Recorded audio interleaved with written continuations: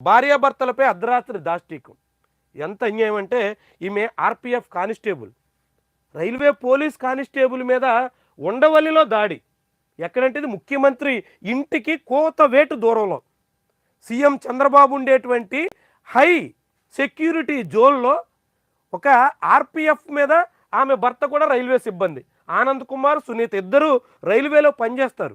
రైల్వేలో పనిచేస్తూ విజయవాడ రైల్వే స్టేషన్‌లో రాత్రి అర్ధరాత్రి ఇంటికెళ్తున్న రైల్వే స్టేషన్‌లో వచ్చి అక్కడి నుంచి వెళ్తుంటే దారిలో వాళ్ళ మీద దాడి చేసి ఆమె గర్భిణి అని తెలిసినప్పటికీ కూడా ఆమె మీద దుండగులు దాడి చేశారంటే ఉండవల్లిలో సెక్యూరిటీ ఎట్లా ఉందో, శాంతి భద్రతలు ఏ రీతిలో ఉన్నాయో, ఆంధ్రప్రదేశ్ మొత్తం మీద పరిస్థితి ఎంతగా దిగజారిపోతుందో చాటి చెబుతున్నటువంటి ఉదంతం.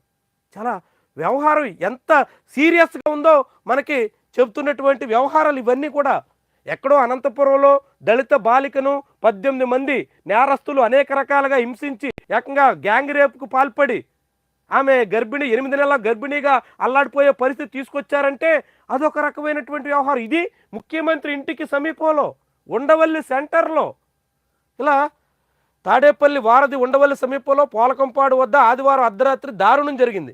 గర్భిణిపై భర్త ఎదుటే మద్యమత్తులో విచక్షణారహితంగా దాడికి పాల్పడిన ఘటన స్థానికుల్ని భయభ్రాంతులకు గురిచేసింది. ఏమనాలి దీన్ని?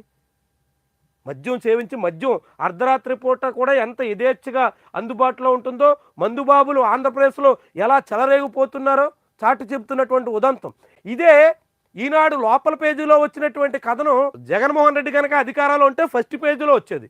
ముఖ్యమంత్రి ఇంటికి తాడేపల్లిలో ఏదైనా ఘటన జరుగుంటే ఇలాంటివన్నీ ఫస్ట్ పేజీలో వచ్చేవి. ఇది లోపల పేజీలో వచ్చింది. హై సెక్యూరిటీ జోన్లో ఉండవల్లి ప్రాంతంలో చోటు చెట్టుకోవడం గమనార్హం. చిన్న విషయాలకే గొడవలు పెట్టుకుని మహిళలను కూడా చూడకుండా దాడులకు తెగబడుతున్నారు. రాత్రివేళ విధులు ముగించుకుని ఇళ్లకు వెళ్లే వారినే లక్ష్యంగా పెట్టుకుని భయభ్రాంతులకు గురి చేస్తున్నారు. భయంతో కొందరు పోలీస్ స్టేషన్ వరకు కూడా రాలేకపోతున్నారు. రోజు అనేక ఘటనలు జరుగుతున్నాయి. పోలీసులు వాటిని అడ్డుకోలేకపోతున్నారు. కొంతమంది అయితే పోలీసులకి ఫిర్యాదు చేయడానికి కూడా భయపడుతున్నారు. ఈనాడులో వచ్చినటువంటి రాతలు. ప్రాధాయపడినా వినలేదు సునీత బాధితురాలు.